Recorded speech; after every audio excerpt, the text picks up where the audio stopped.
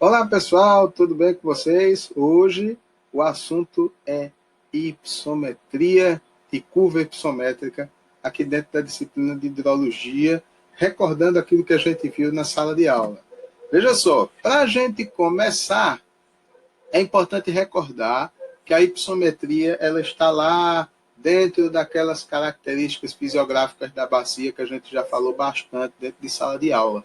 Então, ela vai representar, como a gente está vendo aí nos slides, o relevo médio dessa bacia. Tá? Então, ela traz o estudo da variação da elevação dos vários terrenos dessa bacia com referência ao nível médio do mar, segundo aí Vilela e Matos, lá em 1975. Então, aqui a gente traz o cálculo da elevação média, que é um cálculo importante, é um dado relevante do ponto de vista hipissométrico. Né? Essa elevação média ela é composta pelo somatório da elevação média entre duas curvas de nível e essa sua respectiva área, e a área total da bacia hidrográfica que a gente vai calcular, certo? Veja, em momentos como exemplos, né, como a gente vai ver agora, e em exercícios que tratam da temática, como um que eu coloquei lá na listinha de exercícios de revisão para vocês, a gente vai ter dados que se apresentam num primeiro momento dessa forma. Aqui a gente traz um exemplo como a bacia do Ribeirão do Lobo em São Paulo, né, com base no mapa do IBGE, numa escala de 1 para 50 mil. Então, os primeiros dados, os dados mais básicos que a gente tem, que vocês, alunos, terão, quando tiverem de se deparar com uma questão como essa, né, relacionada a um tema como esse, são informações que normalmente são frutos de monitoramento de campo. Né? Então, a gente vai ter um conjunto de cotas, um conjunto de elevações, né, dessa bacia, né, facilmente a gente consegue identificar, olhando aqui, que nós temos um ponto de máximo lá, que é o 940 metros, e um ponto mínimo, que é 680 metros. E entre esse ponto máximo e ponto mínimo, a gente tem um conjunto de cotas regularmente intervaladas de 20 em 20 metros. Né? Na coluna 2, a gente tem o ponto médio de cada fragmento de área desse, né? E para cada cota, nós vamos ter uma área em quilômetros quadrados respectiva. Tá? Primeira coisa que a gente precisa saber e buscar, né? A primeira informação importante: qual é a área total dessa bacia? Você que está olhando aí esse vídeo, né? Como é que eu posso calcular a área total? De uma maneira muito simples, somando todas as áreas respectivas a cada intervalo altimétrico desse. Então, quando a gente faz a soma, a gente consegue encontrar a área total da bacia. Essa é uma informação bastante relevante que vocês deixem ela guardadinha aí, porque já já iremos usar. Com base nisso, a gente vai para a coluna 4, porque é uma tabelinha que tem, vamos ver isso quando chegarmos, né, abrirmos toda a tabela, a gente vai ver que ela tem 7 colunas, cada coluna com sua relevância e importância dentro da hipissometria. A coluna 4, ela vai trazer exatamente a área acumulada ao longo de cada perfil altimétrico. Essa área vai crescendo. Por exemplo, né, estamos aqui com uma montanha, uma pequena montanha, né, onde tem um curso d'água e sua rede de drenagem, né, que compõe essa bacia. Então, a gente pode ver o seguinte: se nós pegarmos lá na cota 940, no topo dessa montanha, a gente vai ter uma área pequena. À medida que a gente vai descendo e ampliando o leque de avaliação dessa bacia, essa área vai crescendo, né? Porque a gente tem a área anterior, que a gente já sabia, e agora a gente vai descendo e pega uma área um pouco maior. Então, é a soma da anterior com essa. E assim a gente vai construindo essa coluna de informações de área acumulada. Como é que se faz? A gente considera o primeiro dado, no caso a gente tem aí de 1,92 quilômetros quadrados para essas cotas, né, 940 a 920. E aí a gente vai fazer o quê? Fixou o primeiro dado, vamos atrás do segundo dado, né, do dado seguinte. No caso, a gente tem uma área para 920, de 920 a 900 metros, de 2,90 quilômetros quadrados. Então, a gente vai somar esse 2,90 com o dado anterior, de 1,92. E aí a gente vai ter uma área acumulada de 4,82. Veja que tem lógica, né?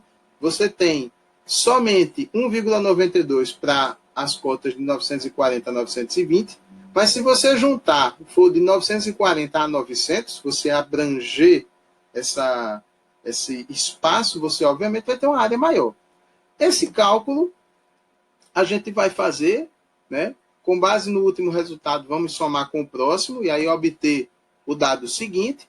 Esses cálculos a gente vai fazer até chegarmos ao final, ao ponto mais baixo, que é o ponto desultório, na cota de 680. Quando a gente chegar lá, a gente tem que obter o mesmo dado numérico da soma de todas as áreas que vimos na coluna 3. Se esses números derem divergentes, dê uma paradinha, volte, reveja seus cálculos, que pode ter alguma coisinha aí que passou desapercebido, porque esses dados têm que ser iguais, tá certo? Feito isso, a gente vai para a coluna 5, e a coluna 5, ela expressa quanto cada área por trecho altimétrico vai representar em termos percentuais. Por exemplo, se a gente pegar aqui a área de 1,92 para essas primeiras cotas, lá no topo da bacia hidrográfica, a gente vai precisar saber quanto essa área representa em termos percentuais. Então, para isso, muito simples, cálculo elementar de matemática, a boa e velha regra de 3. Se você tem o total de área, no caso 177,25 km², isso vai equivaler a 100%, né? Já que é a soma de tudo. Então, quanto esse 1,92 vai representar em termos percentuais? Tranquilidade, né, minha gente? Meios pelos extremos, fez o cálculo, obtivemos aí 1,08. Obviamente que quando você fizer na sua calculadora científica esse cálculo, vai dar um catatal desse tamanho. Eu recomendo que vocês façam os arredondamentos até a segunda casa decimal para manter o padrão, tá? E muito cuidado também quando for fazer o arredondamento, tá? Porque isso pode ser uma fonte de erro para o cálculo final. Esse mesmo cálculo a gente vai fazer para cada área dessa. A área seguinte é quanto? 2,90 km². Quanto que isso vai equivaler em termos percentuais se 177,25 é igual a 100% da área? Mesma coisa. Continha de padaria, você vai obtendo todos esses resultados aí, tá bom? Depois que todos os cálculos foram feitos, a soma de todos eles tem que dar 100%, né? Obviamente, porque você pressupõe que todos esses percentuais aí vão abranger a área toda. E, obviamente, como a gente estava fazendo o cálculo, vai equivaler a sua totalidade a 100%. Tá? Feito isso, a gente segue para a coluna 3, também concernente a termos percentuais, só que aí é percentual acumulado. Não preciso, acredito eu, de mais delongas, porque o cálculo acumulado ele é feito da mesma maneira que como fizemos aí na coluna 4. Né? Você mantém o primeiro dado e soma com o dado seguinte da coluna anterior. E aí você vai ter o próximo dado base. A partir desse dado base, você soma com o próximo e aí vai ter o dado acumulado, né, em questão. Esse cálculo, da mesma forma que na coluna 4, você vai fazer para os demais itens até chegar no dado final total, que tem que ser de 100%, igual à soma de todos os itens presentes na coluna 5. Tá bom? Então, aqui a gente segue para a última coluna, a coluna 7, que vai expressar exatamente a fórmula da elevação média. Como vimos anteriormente, é a soma das cotas, né, dos pontos médios de cada curva de nível, né, de cada trecho e sua respectiva área dividido pela área total. Então, esse numerador aí, ele corresponde a essas colunas 2 e 3 que estão destacadas. Então, como é que a gente faz isso, professor? Muito simples. A gente vai pegar cada dado de ponto médio de área, vamos fazer a multiplicação. O resultado é o que vai sair lá na coluna 7. Para todas as linhas. No caso, o próximo cálculo, 910, né, aí nas cotas de 920 a 900. 910 é o ponto médio vezes a respectiva área de 2,90. O resultado vai dar 2.639. E por aí segue, até chegarmos ao último dado aqui, lá nas cotas de 700 a 680, cuja multiplicação dos respectivos pontos média vai ter que dar ali, né, vai dar 5.444,1. Feitos todos esses dados, aí todos esses resultados a gente vai fazer a soma. E essa soma vai dar nesse dado que nós destacamos agora, que é o que a gente usa na fórmula da elevação média. Aí, ó, prestem atenção aos dados que estão em destaque. O somatório de todos esses dados da coluna 7 e a área total da bacia. Aí é tranquilo demais, né? É só aplicar na fórmula e a gente vai ter a elevação média dessa bacia aí em São Paulo de 770,34 metros. Guardem esse dado porque mais na frente, na elaboração do gráfico, a gente vai precisar dele, tá bom? Vista a nossa planilha, prestaram muita atenção nela, né? Vocês devem estar pensando assim, certo, professor? Agora eu fiz um monte de cálculo, tem um monte de coluna, uma planilha gigante, certo? E aí? Precisa de mais alguma coisa? Precisa. Primeiro ponto que nós acabamos de calcular é a elevação média. Agora a gente vai ver a elevação mediana. Quando a gente pega a planilha anterior, né, a gente destaca essas duas colunas porque elas é que serão importantes para calcularmos a elevação ou altura mediana da bacia.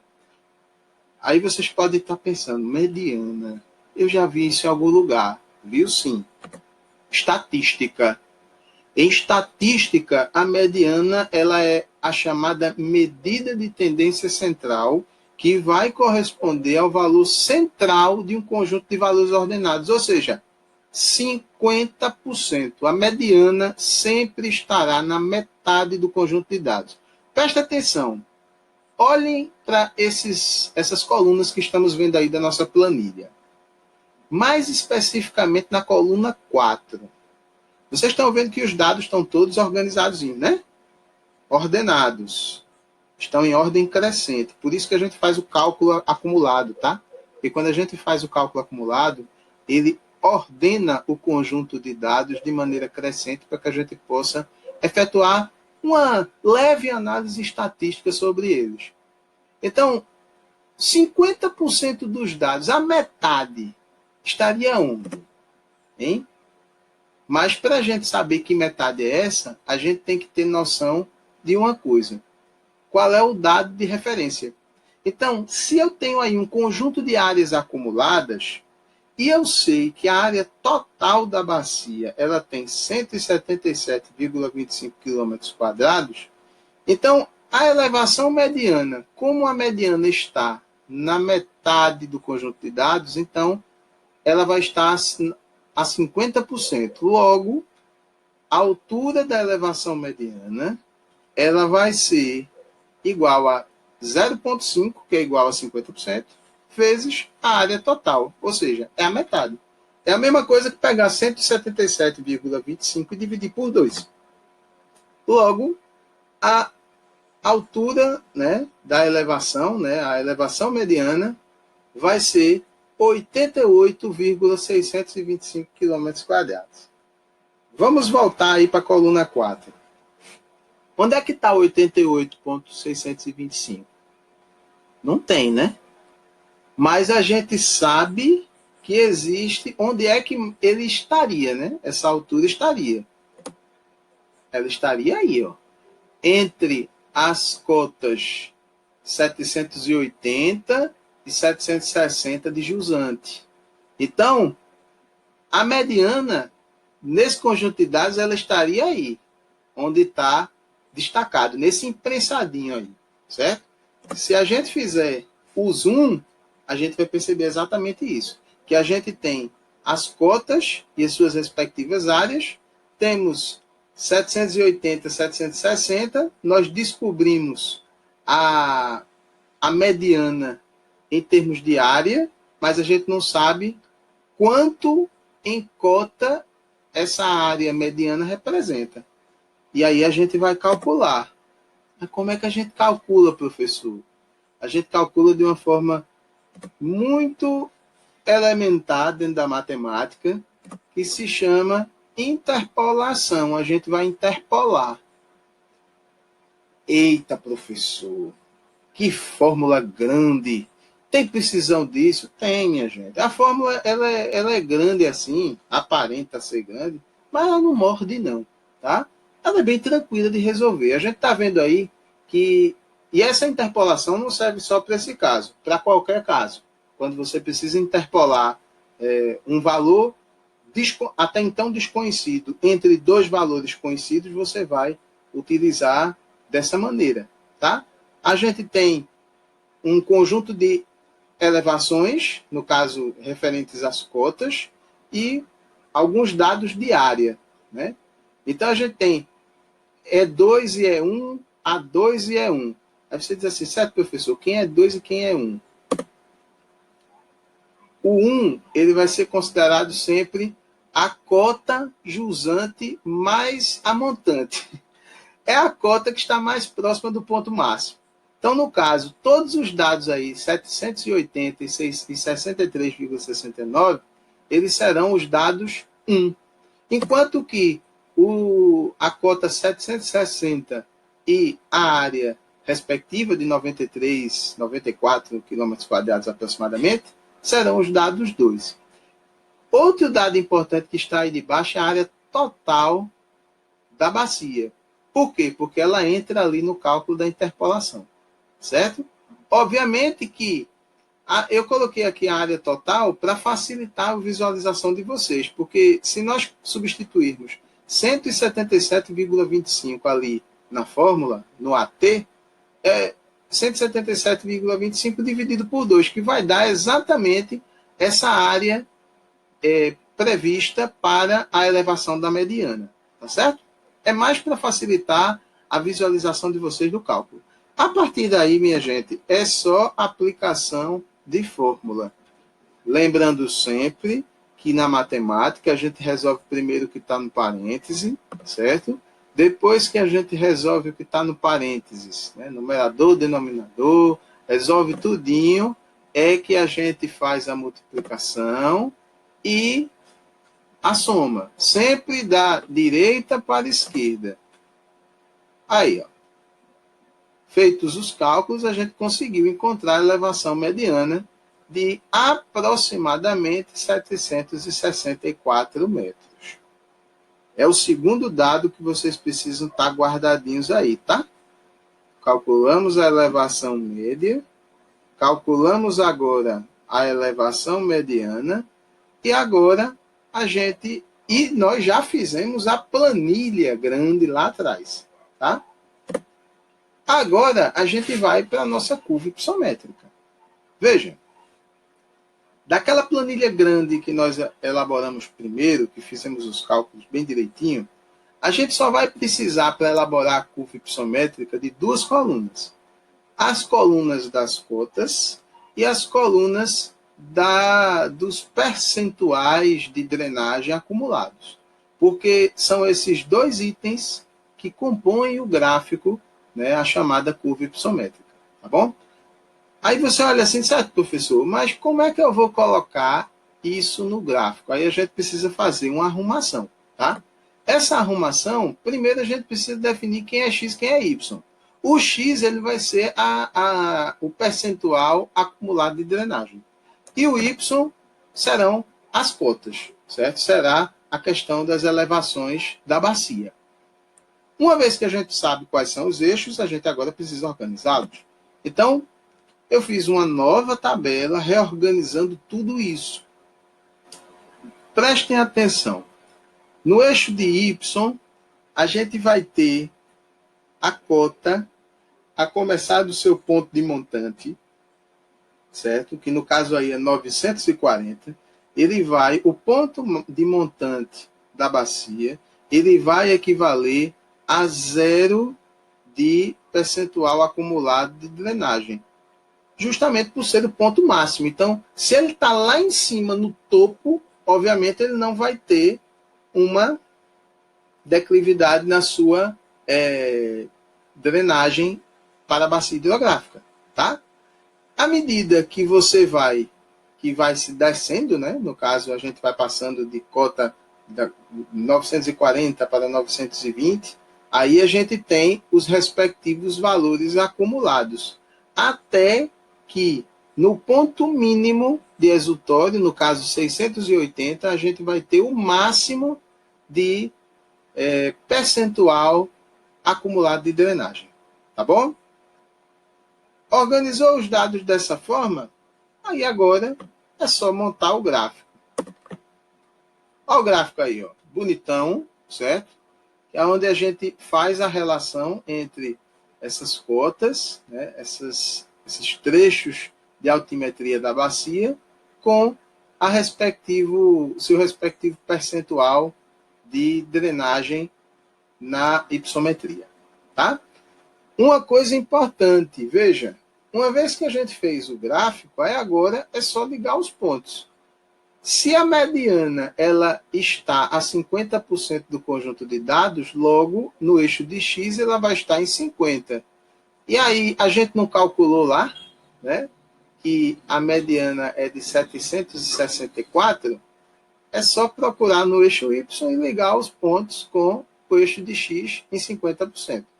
A mesma coisa a mediana. No caso, a mediana não. No meu caso, a média. Né? A média a gente calculou que é 770 metros e ela vai equivaler a 100%, porque a média de um conjunto de dados, ela considera a totalidade desses dados. Tá? Então, por isso que ela é relacionada a 100%. Ok? Então, dessa forma, e aqui também tem outros dados, ó, altitude mínima, ponto de exutório, 680, altitude máxima, 940, isso aí é fácil da gente entender, tá bom? Meu povo, olhe, bons estudos, espero que vocês tenham entendido, dúvidas, lamentos, alegrias, porque conseguiram fazer o exercício, podem mandar mensagem para mim, lá na sala de aula virtual, tá bom? Tem exercício para vocês. Eu recomendo que vocês tentem, com base nesse vídeo, refazer esse exemplo aí. Está lá nos slides de aula, esse foi o exemplo que a gente colocou em sala. Né? Tentem refazer esses cálculos para que vocês solidifiquem o conhecimento e a partir daí, depois que vocês refizerem tudo e verem, eita, consegui, estou no caminho. Aí vocês partem lá para o exercício da listinha, tá bom? Cheiro grande para vocês, um abraço e até a próxima.